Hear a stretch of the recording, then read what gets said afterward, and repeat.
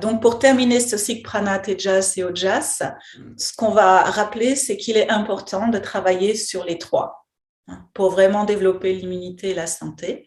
Donc, de toute façon, dans un cours de Hatha Yoga traditionnel, c'est ce qui est fait.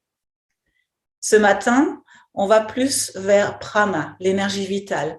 Et de manière générale, c'est certainement ce dont on parle le plus naturellement, le prana, l'énergie de vie.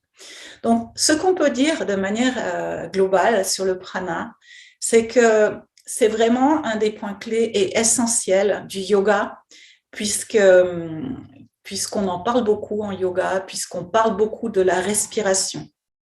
La respiration, c'est un des points clés, c'est une des manières de se connecter à prana, mais le prana, c'est toutes les nourritures.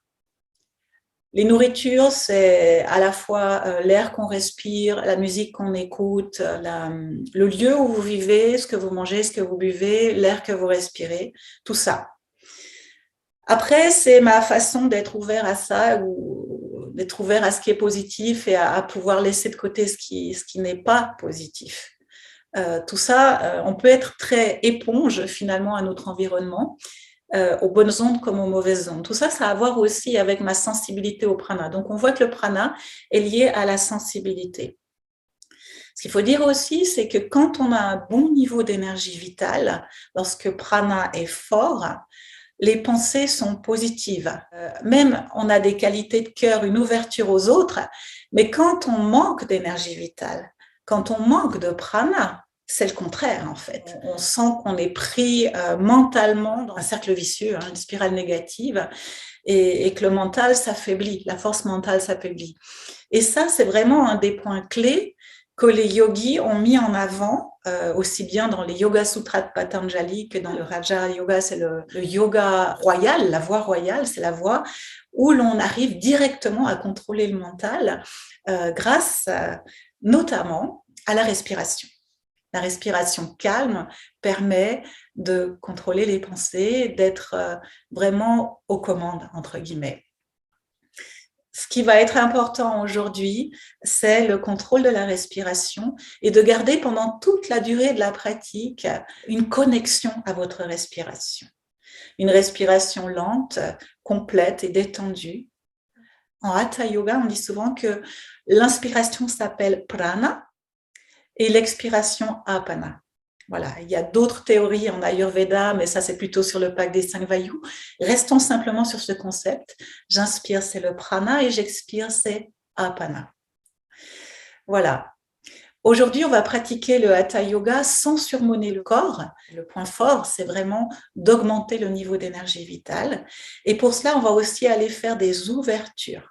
Chercher à développer l'ouverture thoracique pour faciliter la respiration et la captation du prana.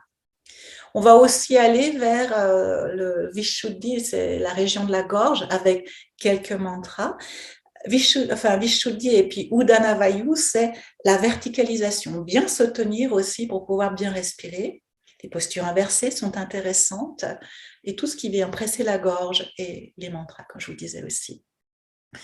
On va chercher à conserver l'énergie aussi sur la durée, pour ça qu'on peut tenir certaines postures longtemps, ou même aller faire des flexions, comme les flexions avant, sont intéressantes quand on veut conserver un bon niveau d'énergie vitale.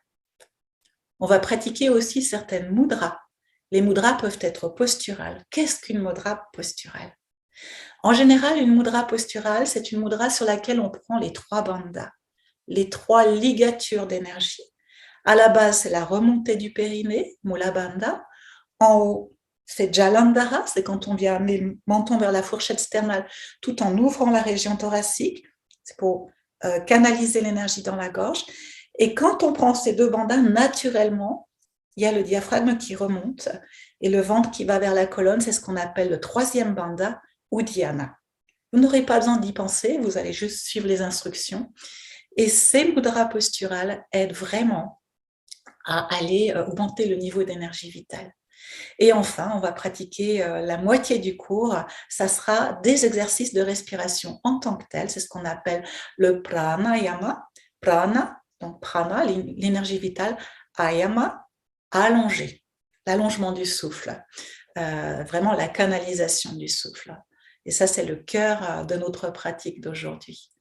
Donc, ce qu'on va chercher aussi dans les postures, c'est à libérer toutes les tensions physiques, comme à chaque fois, mais aussi libérer tout particulièrement les tensions sur la région du diaphragme, qui est souvent un muscle très tendu. Souvent, on est en blocage inspiratoire, les épaules montent, on est comme ça, en blocage inspiratoire. Et quand on vous dit de respirer profondément et vous êtes déjà comme ça, il n'y a pas grand-chose à faire. On va donc apprendre à aller chercher l'expiration profonde. Voilà, je pense que j'ai dit l'essentiel sur le cours. J'aimerais maintenant juste vous montrer 2 mudras.